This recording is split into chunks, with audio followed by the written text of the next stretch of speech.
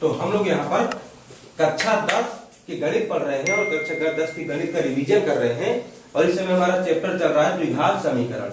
ठीक है, अब देखते हैं हमारा आज का नया क्वेश्चन है द्विघात समीकरण ज्ञात कीजिए जिसके मूल 3 और 1/3 हो। हमको एक ऐसा द्विघात समीकरण बनाना है जिसके दो मूल दिए गए हैं।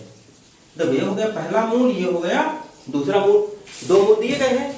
इसको चलिए लिख लेते हैं।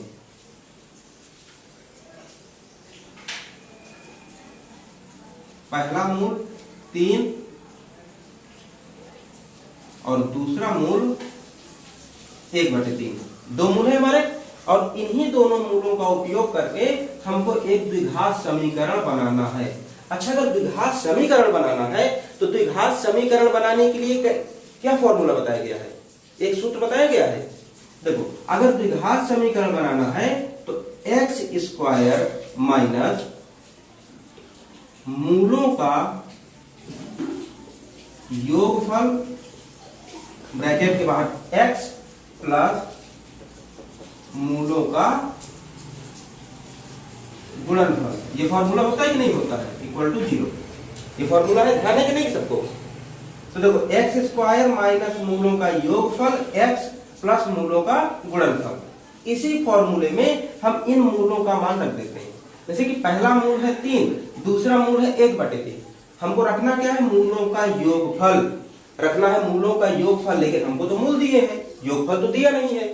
तो योगफल के लिए क्या करेंगे, देखो यहां पर योगफल निकालने के लिए अगर हम दोनों मूलों को जोड़ दें, पहले और दूसरे दोनों मूलों को जोड़ दें तो मूलों का योगफल बन जाएगा कि नहीं हो जाएगा। मूलों का योगफल निकालने के लिए अगर हम पहले मूल को और दूसरे मूल को, दोनों मूलों को जोड़ लें तो हमारा मूलों का योगफल हो जाएगा। अच्छा, इसके नीचे कुछ नहीं है, बटे 1 लगा सकते हैं। देखो इनका लासा लेते हैं तो लासा आ जाएगा हमारा 3 आएगा ना। अब 1 का भाग 3 में देंगे तो कितनी बार में जाएगा, 3 बार में जाएगा।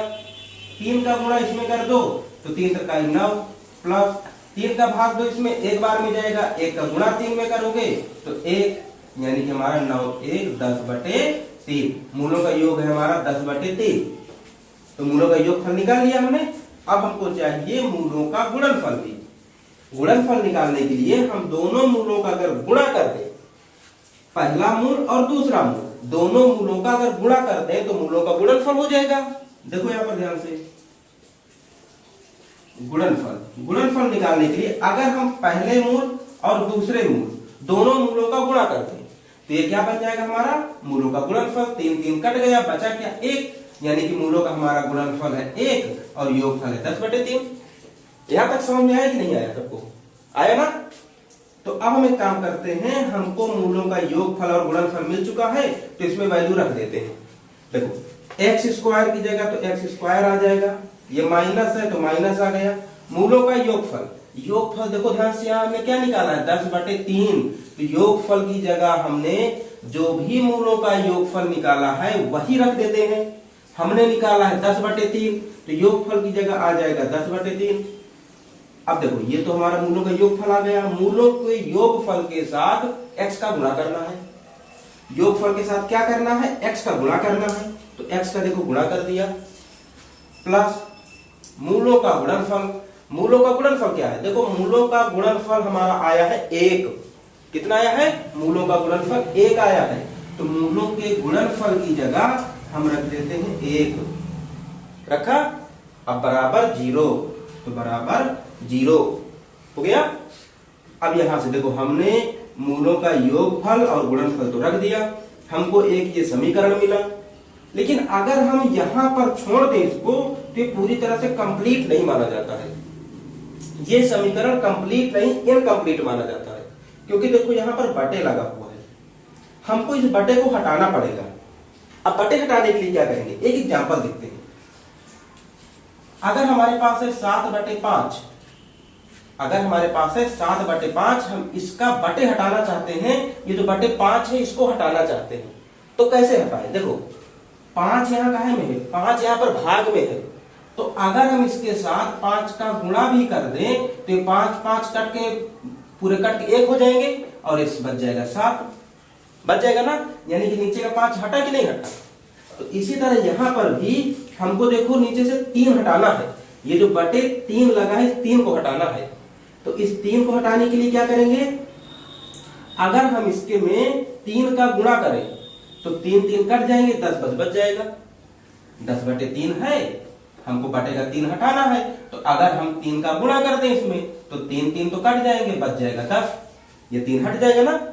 लेकिन मैथ का नियम ये कहता है कि हम गुणा भाग या जोड़ घटाओ अकेले किसी एक संख्या पर नहीं कर सकते हैं, हमको पूरे ये जो समीकरण बनाए हैं अगर करते हैं तो लेफ्ट हैंड साइड में भी पूरे में करना पड़ेगा और राइट हैंड साइड में भी पूरे में करना पड़ेगा, यानी दोनों तरफ करना है हमको।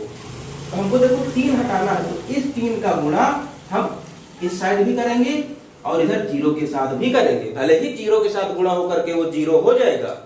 3 का जब 0 से गुणा करेंगे तो भले ही वो 0 हो जाए, उससे मतलब नहीं है, लेकिन हमको नियम कहता है तो करना है।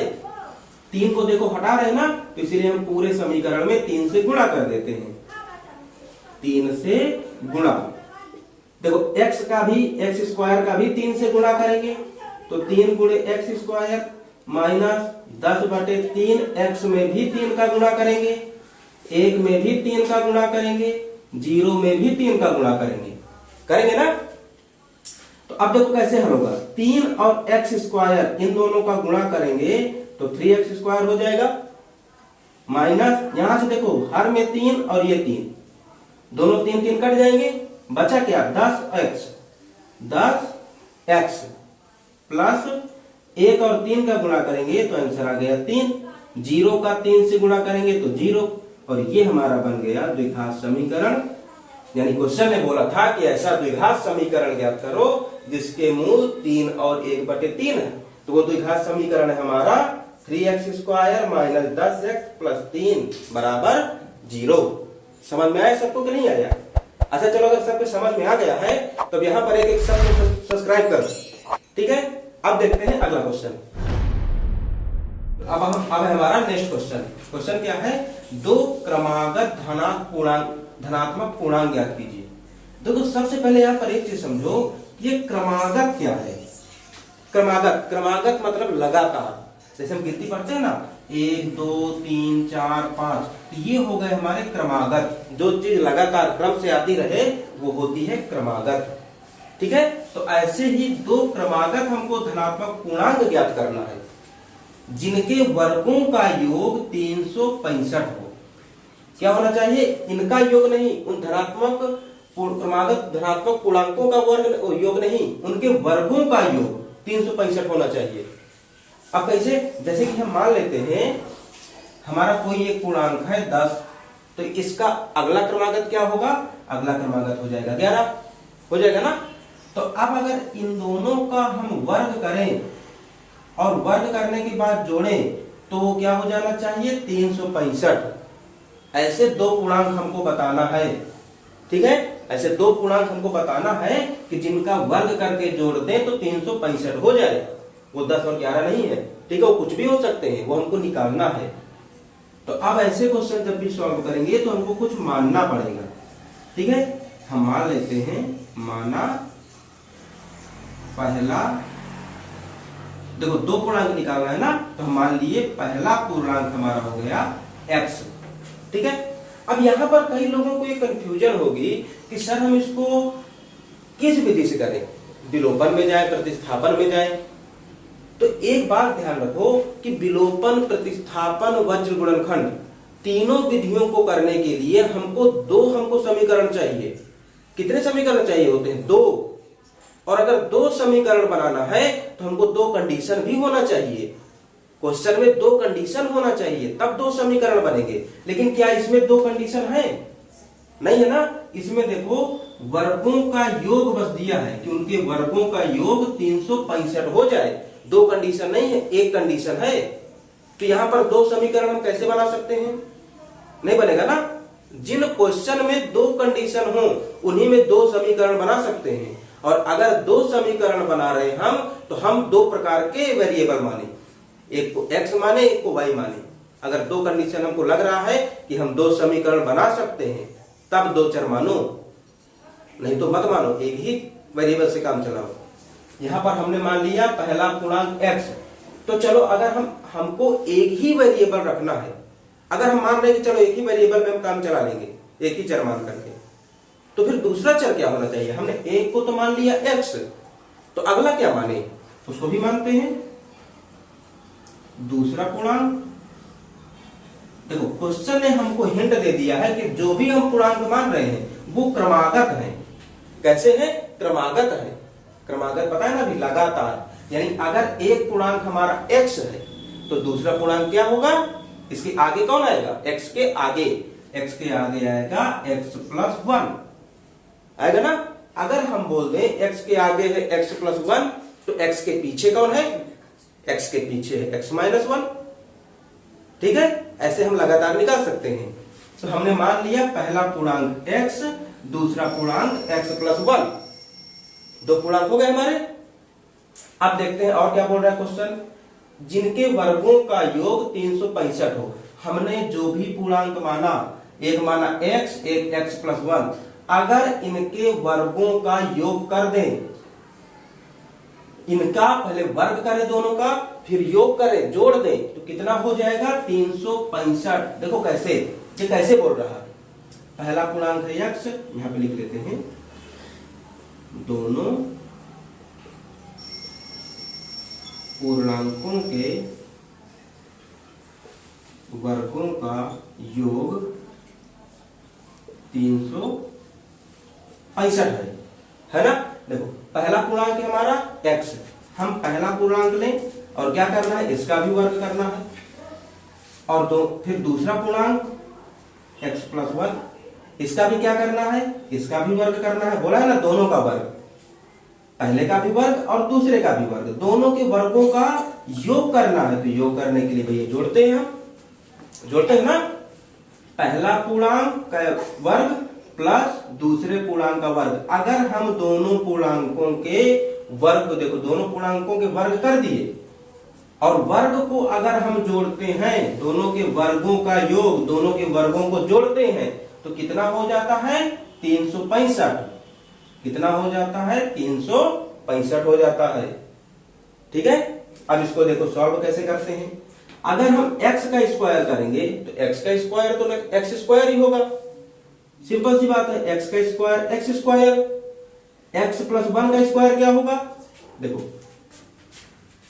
x+1 का स्क्वायर, अगर हम x को मान लें हमारा पहला पद, इसको मान लें a, ये हमारा दूसरा पद, इसको मान लें b, तो यहाँ पे क्या फॉर्मूला फिट हो रहा है? a+b का होल स्क्वायर। a+b का होल स्क्वायर क्या होता है? a² + b² + 2ab होता है ना। a+b का whole square, a² + b² + 2ab। तो अब इसमें वैल्यू रख देते हैं। हमने x को माना है a, x को क्या माना है? a, तो a की जगह आ जाएगा x, a में स्क्वायर लगा तो चलिए x में भी स्क्वायर। फिर b हमने माना है 1 को, तो b की जगह हम क्या रख देते हैं? 1, तो 1 का स्क्वायर प्लस 2ab, तो 2 × a हमारा x माने हो, x को 1, b हमने 1 को माना है, रख दिए ना। तो अब देखो इनको सॉल्व अगर करें तो x² + 1 + 2x, यानी कि x+1 का अगर स्क्वायर करेंगे तो आएगा x² + 1 + 2x आएगा ना। देखो अब इसका स्क्वायर आता है x² + 1 + 2x, x² + 1 + 2x, इसका स्क्वायर रख दिए और ये 365 को ऐसे ही उतार देते हैं। इसमें तो कोई परिवर्तन अभी नहीं हुआ।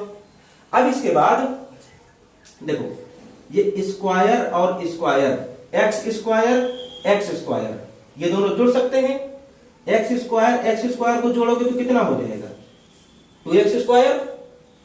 देखो ये 2x को अब रख लेते हैं, एक को इनके पीछे रख दो ताकि जब इसका पक्षांतर करें तो दोनों कांस्टेंट एक जगह पे हो जाए। अब 365 को भी इधर ले आओ।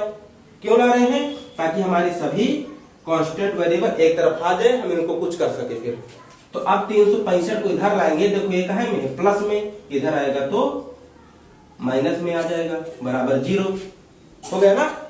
इनको सॉल्व करो, 2x² प्लस 2x। अब देखो इन दोनों का तो भी कुछ नहीं कर सकते, इनका क्या किए, क्या कर सकते हैं, 1 माइनस 365, 1 से 365 घटाना है। 1 से 365 कैसे घटेगा, हम 365 से घटा देते हैं तो कितना आ जाएगा 364।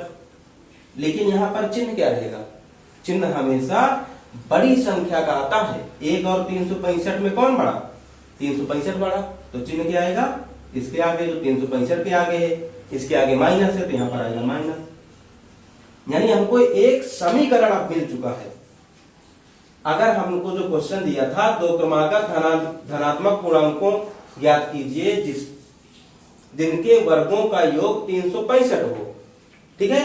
तो अब जब हमने इसका पहला पूर्णांक माना x और दूसरा पूर्णांक माना x+1, इनके वर्गों का योग 365 है, तो हमने पहले पूर्णांक का वर्ग किया और दूसरे पूर्णांक का वर्ग किया, दोनों का स्क्वायर हमने सॉल्व किया, तो जाकर के हमको मिला ये एक समीकरण।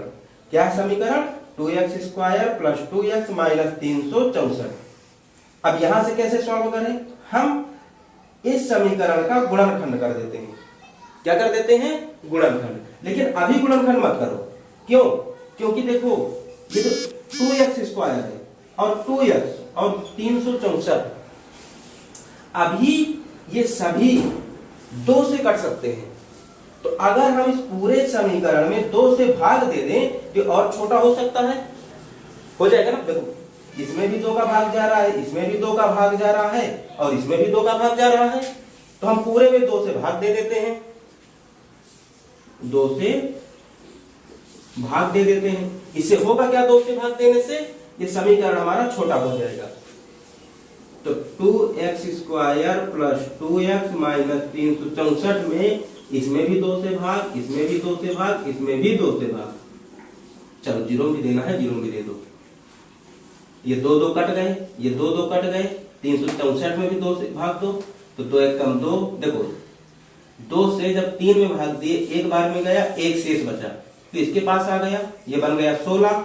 2 से 16 में भाग दोगे तो 8 बार में गया, अब तो शेष नहीं बचा, पूरा पूरा भाग चला गया, तो अब 4 में भाग दो, 2 दूनी 4, क्या बचा, x² plus x minus 182 equal to 0, ये बचा। अब हम एक काम करते हैं, अब इस समीकरण का हम गुणनखंड करते हैं, ठीक है। अब इसका गुणनखंड करते हैं, तो पहले ऊपर का मिटा दें। अब यहां से हम लोग क्या करते हैं, ये हमने समीकरण तो बना लिया, अब इसको हम लोग को सॉल्व करना है। तो हम लोग यहाँ पर गुणनखंड विधि से सॉल्व करने वाले हैं, ठीक है। गुणनखंड करने के लिए हमको ऐसी 2 संख्याएं खोजना है। देखो ये जो बीच वाली होती है ना, देखो इसके साथ नंबर क्या है, इसके साथ कोई नंबर नहीं है। अगर कुछ नहीं है तो हम मान लेते हैं 1 है, इसके साथ कुछ नहीं है तो 1 मान लो, और यहाँ पे क्या है 182, तो 182। यानी हमको ऐसी 2 संख्याएं खोजना है कि जिनको जोड़ने या घटाने पर हमको 1 मिल जाए। जोड़ने घटाने पर क्या मिले, 1 मिले। लेकिन अगर उन्हीं संख्याओं का गुणा कर दे तो गुणा करने से हो जाए वो 182। कितना हो जाए, 182। ऐसी 2 संख्याएं खोजना है। तो वो संख्याएं क्या है हमारी, वो है 13 और 14। अगर देखो 14 से 13 घटाते हो तो 1 आता है, और अगर हम 14 और 13 का गुणा करते हैं तो 4 3 12, हासिल 1, 3 एकम 3, 1 4, फिर 4 एकम 4 और 1, तो 2 8 1, 182 आ गया ना। तो वो संख्याएं कौन सी हैं जिनको जोड़ने घटाने पर 1 आए, गुणा करने पर 182, तो वो है 13 और 14। अब इनको रखना है, तो देखो रखने के लिए क्या करते हैं, ये जो आगे संख्या दी हुई है इसको वैसे ही उतार लो, और जो पीछे दी है इसको भी वैसे ही उतार लो, ठीक है। ये जो आगे दी है x² इसको ऐसे उतार लो और पीछे वाले को ऐसे उतार लो। इसके बाद क्या करना है, जो बीच में होता है यहाँ पे परिवर्तन किया जाता है। ये जो बीच में यहाँ लिखा है यहाँ पे परिवर्तन करते हैं। अब कैसे करते हैं, देखो यहाँ पर ये जो प्लस है इसको उतारो, ब्रैकेट लगाओ। अब देखो हमको संख्याएं क्या मिली थी, हमको मिली थी 13 14, यहाँ पर संख्या क्या है 1 है। तो अब बताओ इनको हम क्या करें कि हमको इनको सॉल्व करने पर 1 आए। हम इनको जोड़ें तो 1 आ जाए कि घटाने से 1 आएगा, क्या करने से आएगा, सीधी बात है इनको घटाने से 1 आएगा, ठीक है। लेकिन किसको घटाएं, 13 से 14 कि 14 से 13, हम 13 से 14 घटाएं कि 14 से 13 घटाएं। इसको घटाते हैं तो -1 आता है, इससे घटाते हैं तो +1 आता है, इन दोनों में से क्या रखें। तो देखो यहाँ पर 1 के आगे चिन्ह क्या है, प्लस है, यानी घटाने से हमको +1 चाहिए। तो +1 कैसे आता है, अगर 14 से 13 घटाते हैं तो +1 आता है, ठीक है। तो हम यहाँ पर क्या रखेंगे, 14 - 13 ब्रैकेट क्लोज। अब तो फिर यक्स कहाँ गया, यक्स कहीं जाएगा नहीं, ये यक्स लास्ट में ऐसे ब्रैकेट के रख जाएगा, ठीक है। अब हम ब्रैकेट ओपन कर देते हैं, यानी x का गुणा कर देते हैं। तो x² प्लस 14, x का गुणा 14 से करोगे तो आएगा 14x, ये माइनस x का गुणा 13 से करोगे तो 13x। अभी देखो यहाँ पर ये मत सोचना कि यहाँ पर x के साथ माइनस था, ये दोनों माइनस माइनस प्लस का है नहीं हुए। यहाँ पर इस माइनस का कोई मतलब नहीं है, ये माइनस 182 के लिए है। इस ब्रैकेट के बाहर ये वाला चिन्ह प्लस इस चिन्ह का गुणा होगा, ठीक है, इससे कोई मतलब नहीं है, 182 के लिए है। ये वाला जो है ये प्लस, इसका गुणा होगा अंदर। तो ये देखो प्लस और माइनस माइनस आता है, ब्रैकेट सॉल्व कर दिया। अब 182 को हम वैसे ही उतार देते हैं, ठीक है। अब एक काम करते हैं, यहां से इतना तो कर दिया, अब 2 2 का जोड़ा बना लेते हैं, ठीक है। अब देखो ये पहला जोड़ा, देखो इन दोनों में से क्या कॉमन है, कुछ ऐसा है जो दोनों में बराबर बराबर रूप से हो। संख्या तो नहीं है, देखो यहाँ पर 2 बार x है, यहाँ पर 1 बार x है, तो हम 1 बार x निकाल सकते हैं, कॉमन ले सकते हैं। अगर 1 बार x हमने कॉमन ले लिया, देखो यहाँ पर 2x थे, हमने 1 बार x निकाल लिया, तो बचा क्या, 2x थे, 1x हमने निकाल लिया, 1x बचा, x बचा, प्लस यहाँ पर थे 14 और x, क्या थे 14 और x थे, हमने x निकाल लिया, 14x से x निकाल लिया, बचा क्या 14 बच गया। अब इनका करते हैं, देखो इन दोनों में क्या कॉमन है, इन दोनों में क्या कॉमन है, इन दोनों में देखो ऐसी संख्या ढूंढो जिससे 13 में भी भाग चला जाए और 182 में भी भाग चला जाए। कोई ऐसी संख्या है, हाँ वो है 13। 13 एक सम 13 और 13 का अगर 182 में भाग देते हैं तो 14 बार में 182 कट जाता है, यानी कॉमन क्या है, यहां से कॉमन है 13। लेकिन चिन्ह क्या ले, इस 13 के आगे माइनस, 182 के आगे माइनस, दोनों जगह माइनस माइनस है, तो हम दोनों जगह अगर माइनस माइनस है तो माइनस ले सकते हैं ना कॉमन। अगर दोनों जगह माइनस है तो माइनस तो निकाल सकते हैं। बचा क्या, 13 पूरा पूरा निकल आया, बचा हमारा x। अब देखो यहां पर माइनस था, हमने माइनस को निकाल लिया, माइनस था माइनस निकाल लिया, बचा क्या, अगर कहीं पर माइनस हो, माइनस कॉमन ले लिए तो फिर वहां पर प्लस बचता है, ध्यान रखना हमेशा। यहां माइनस था, माइनस हमने कॉमन निकाल लिया, तो बचा क्या प्लस। अब 182 से 13 कॉमन लिया, कॉमन लेने का मतलब 182 में 13 से भाग दिया, कितनी बार में जाएगा, 14 बार में जाएगा, तो 14 लिख दिया, लिख दिए। अब यहां से क्या करना है, देखो ये हमको जो ब्रैकेट के अंदर जो मिले हैं, देखो पहला ब्रैकेट और दूसरा ब्रैकेट, क्या ये दोनों ब्रैकेट सेम है, यहां पे देखो दोनों ब्रैकेट क्या सेम है, हाँ सेम है, x + 14 x + 14 सेम है। तो अगर सेम है तो हम इन दोनों में से कोई एक ब्रैकेट ही लेंगे, x + 14 एक ये ले लो, और फिर दूसरे ब्रैकेट में देखो जो कॉमन लिए थे, एक बार कॉमन लिए थे x, एक बार -13, तो दूसरे ब्रैकेट में ये जो कॉमन लिए हैं इनको रख देना है, पहला वाला कॉमन फिर दूसरा कॉमन रख दिए। तो अभी तो हमारे गुणनखंड हुआ, अब यहीं से हम आंसर निकालेंगे। देखो वो संख्याएं हमको दो संख्याएं निकालना है, ठीक है, जिनके वर्गों का योग 365 हो। तो अगर देखो जो पहला ब्रैकेट मिला है, अगर हम इसकी तुलना 0 से करते हैं, x प्लस 14 बराबर 0। हमने 0 से तुलना किया, तो अगर ये 14 उधर जाएगा 0 की तरफ, फिर 14 को पक्षांतर करो तो क्या चिन्ह लेके जाएगा, इधर देखो प्लस है, उधर जाएगा तो माइनस में जाएगा, यानी x बराबर -14। ठीक है, अब इसको भी 0 से तुलना करते हैं, x बराबर 13 इक्वल टू 0। इस 13 को माइनस से उधर लेके जाओ, इस 13 को 0 की तरफ लेके जाओ, तो अगर 0 की तरफ लेके जाते हैं तो इसके सामने क्या है, माइनस उधर जाएगा, प्लस x बराबर 13। x का आया -13 और +13, इन दोनों में आंसर कौन सा ले। हमको क्वेश्चन ने बोला है कि हमको धनात्मक पूर्णांक बताना है, तो हम माइनस वाला आंसर नहीं लेंगे, हमको धनात्मक बोला था तो धन वाला आंसर लेंगे। x की वैल्यू क्या आ गई 13, हमने माना क्या था, पहला पूर्णांक, हमने माना था कि पहला पूर्णांक x माना था, x की वैल्यू आ गई 13, यानी कि हमारा पहला पूर्णांक कितना है, वो पहला पूर्णांक है 13। दूसरा क्या माना था,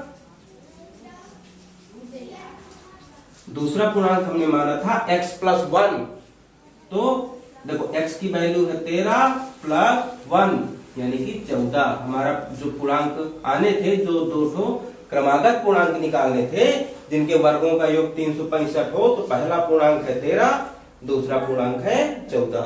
समझ में आया सबके कि नहीं आया? ठीक है, अगर समझ में नहीं आया है तो एक बार दोबारा वीडियो को देख लो सब लोग। ठीक है, रोहन की माँ उससे 26 वर्ष बड़ी है। किससे बड़ी है? रोहन से उसकी माँ 26 साल ज्यादा है। इसको ऐसे समझो, यहां पर लिख लेते हैं कौन, रोहन और फिर माँ।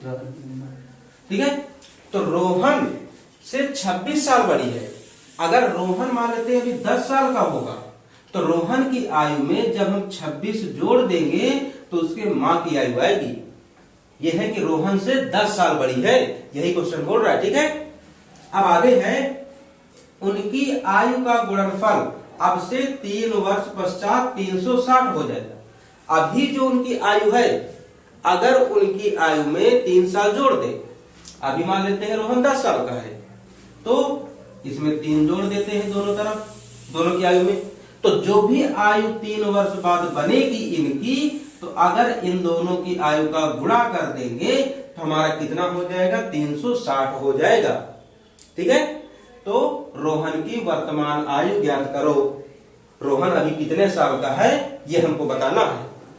तो चलिए क्वेश्चन स्टार्ट करें। फिर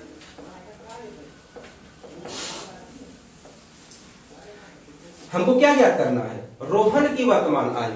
तो हम मान क्या लेते हैं, माना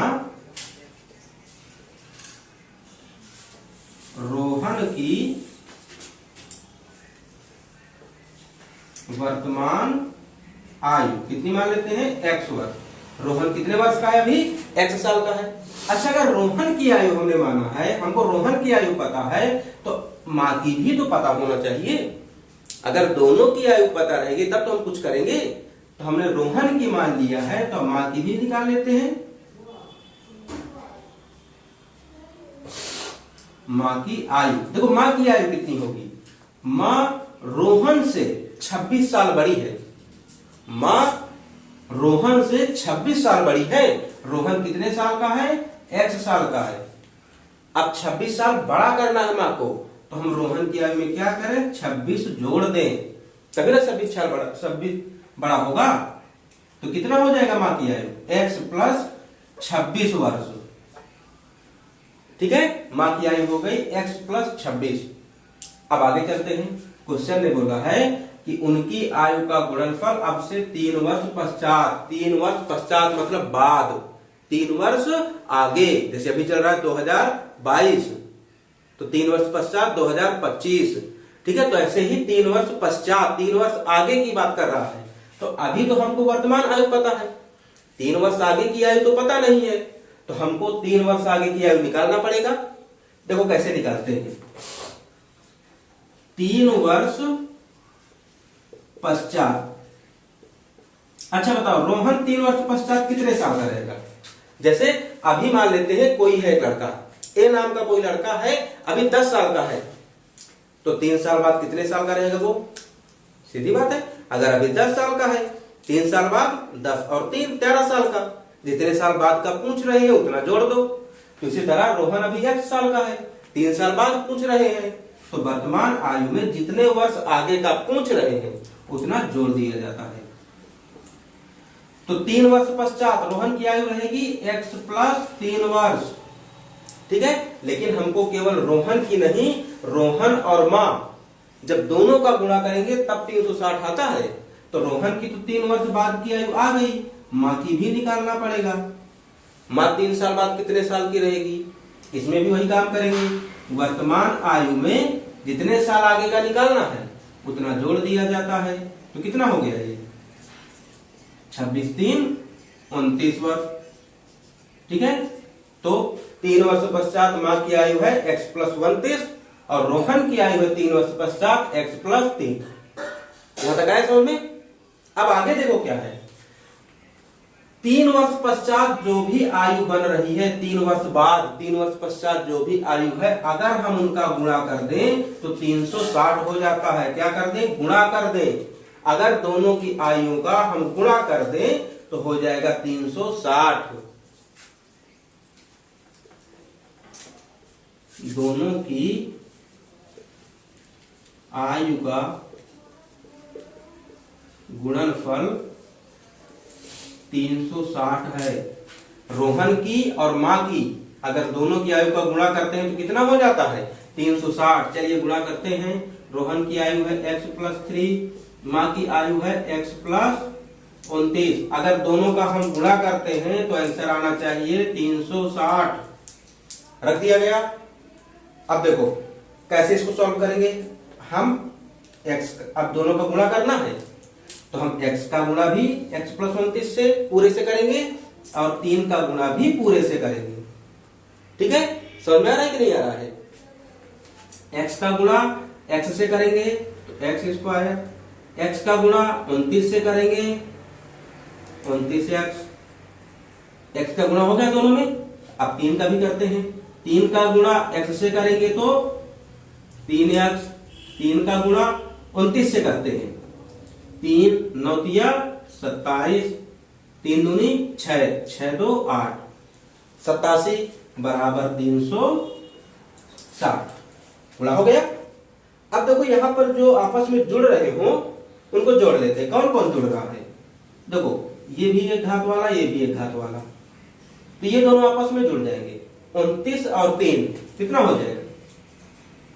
29 3 32 x हो गया प्लस 87 इक्वल टू 360।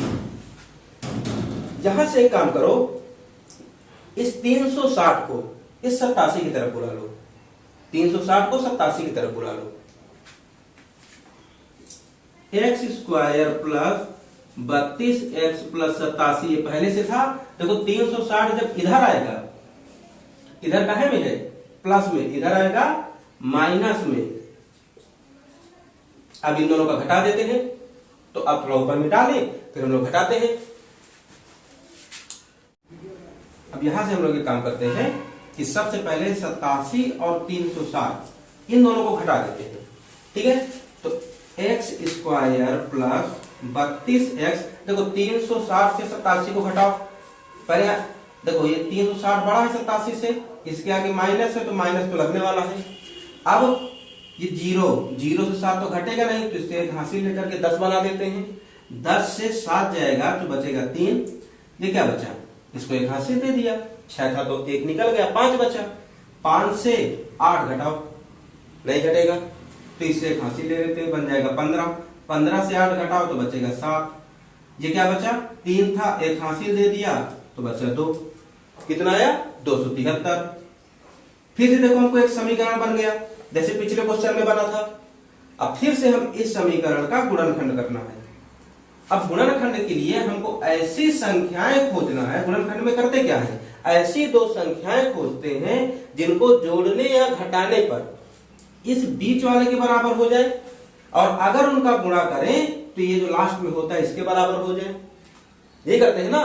तो ऐसी दो संख्याएं खोजना है। तो खोजने के लिए हम एक काम करते हैं, ये 273 है। इसका लासा निकाल लेते हैं, लासा निकाल लेने से संख्याएं आसानी से मिल जाती हैं। 273 का लासा देखो किससे कटेगा, 3 से काट दो, 3 नवा 27, कितना बचा 3, 3 को 3 से काटो, एक बार में गया। अब 91 को काटना है, 7 से काट देते हैं, 13 7 91, अब 13 से 1 निकल आया लासा।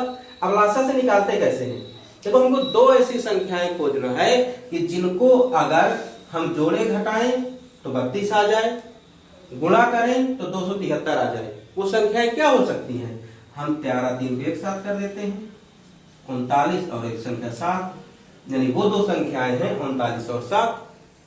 ठीक है, अब इनको रख देते हैं। रखने के लिए क्या बताए हैं कि ये जो स्क्वायर वाली संख्या है इसको वैसे ही रखो, और जो पीछे है इनको वैसे ही रखो। तो फिर ये 39 और 7 कहां रखेंगे, ये 32 की जगह पर, इसकी जगह पर। इसके आगे वाला चिन्ह भी वैसे ही रखते हैं, ब्रैकेट में रख देते हैं। अब बताओ 39 7 को जोड़ने से 32 आएगा कि घटाने से, घटाने से। तो 39 माइनस 7 और जो x है इसको बाहर रख देते हैं, रख दिए। अब यहां से गुणा कर देते हैं इसका, x स्क्वायर, x का 39 से करोगे तो 39x, x का 7 से करोगे तो 7x आ जाएगा, माइनस 273 बराबर 0। फिर से इन दोनों का जोड़ा, इन दोनों का जोड़ा, दो दो का जोड़ा बना लेते हैं। देखो इन दोनों जोड़े से क्या कॉमन दिख रहा है, इन दोनों जोड़े में कॉमन क्या है, x कॉमन है, तो x कॉमन ले लेते हैं। देखो यहां पर 2 बार x है, एक बार x हमने निकाल लिया, बचा क्या, सिंगल x। 39x से x निकाल लिए, 39x से x निकाल लिए, बचा क्या 39। इन दोनों से देखो दोनों जगह माइनस है, जब दोनों जगह माइनस हो तो वो दोनों जगह से माइनस कॉमन ले लो। अब यहां इन दोनों में क्या कॉमन है, देखो 7 और 273 में ऐसी संख्या बताओ जो दोनों को काट दे। 7 है, मतलब 7 का दोनों में भाग चला जाएगा, तो जिस संख्या का भाग चला जाता है उसको कॉमन ले लेते हैं। x केवल इसके पास है, इसके पास नहीं है, तो x कॉमन आएगा नहीं। अब 7x से 7 कॉमन आ गया, बचा क्या, x बचा। देखो माइनस है यहाँ पर, माइनस से हमने माइनस कॉमन ले लिया, बचा क्या, प्लस बचा। 273 में 7 से भाग देना है, चलो लास्ट इधर देते हैं किनारे में। 273 में 7 से भाग देते हैं, 7 त्रिक 21, बचा क्या 6, 7 में आई 63, 39 बार में गया, इसको 39 बार में भाग गया, लिख दिए, हो गया। अब देखो ये ब्रैकेट और ये ब्रैकेट, दोनों ब्रैकेट क्या है, सेम है दोनों ब्रैकेट। अगर दोनों ब्रैकेट सेम है तो हम दोनों को नहीं केवल एक ब्रैकेट को रखते हैं, दोनों अगर सेम है तो केवल एक ब्रैकेट को रखेंगे। और दूसरे ब्रैकेट में हमने जो कॉमन लिया, एक बार कॉमन लिया है x, एक बार -7, तो इन्हीं को है रख देना है दूसरे ब्रैकेट में, x और -7 रख दिया गया। चलो अब देखते हैं, हमारा गुणनखंड तो हो गया, हमको रोहन की आयु निकालना है। हमने रोहन की आयु x मानना है, यानी इन माना है, इन दोनों से x का मान है निकालना है। x का मान कैसे निकालेंगे, अगर हम इसकी तुलना कर दें 0 से और एक बार इसकी भी तुलना कर दें 0 से, तो x का कुछ मान आएगा कि नहीं आएगा। x प्लस 39 बराबर 0, इसकी तुलना 0 से किए, x plus x minus 7 equal to 0, इसकी भी तुलना 0 से किए। यहां से x का मान निकालना है तो 39 उधर पक्षांतर कर देते हैं, तो x बराबर, देखो 39 इधर प्लस का है, उधर जाएगा माइनस में आया, 7 को भी उधर पक्षांतर कर दो, तो x बराबर 7 आ गया। x के देखो हमको दो आंसर मिले, x बराबर यहां से मिला -39, यहां से मिला 7। अब दोनों में आंसर कौन सा सही है। अच्छा ये बताओ, क्या कभी सुने हो कि कोई आदमी -12 साल का हो गया है, कभी सुने हो कोई, या तो ये सुने हो कि कोई बोला हो कि यार आज हमारा बर्थडे है, हम आज से -15 साल के हो गए, कभी ऐसा सुने हो, कभी कोई नहीं बोलता। मतलब जो हमारी एज है, जो आयु है, वो कभी माइनस में नहीं होती। एज कभी माइनस में नहीं होती, यानी ये जो माइनस में हो नहीं सकती है, तो -39 गलत है आंसर। तो फिर सही क्या होगा, ये प्लस वाला। एज हमेशा, आयु हमेशा धनात्मक होती है, यानी x बराबर 7। क्या हो गया 7, और x हमने किसको माना है, रोहन की आयु। यानी पूछा है हमसे रोहन की वर्तमान आयु बताओ, तो रोहन अभी कितने साल का है, रोहन अभी 7 साल का है। ठीक है।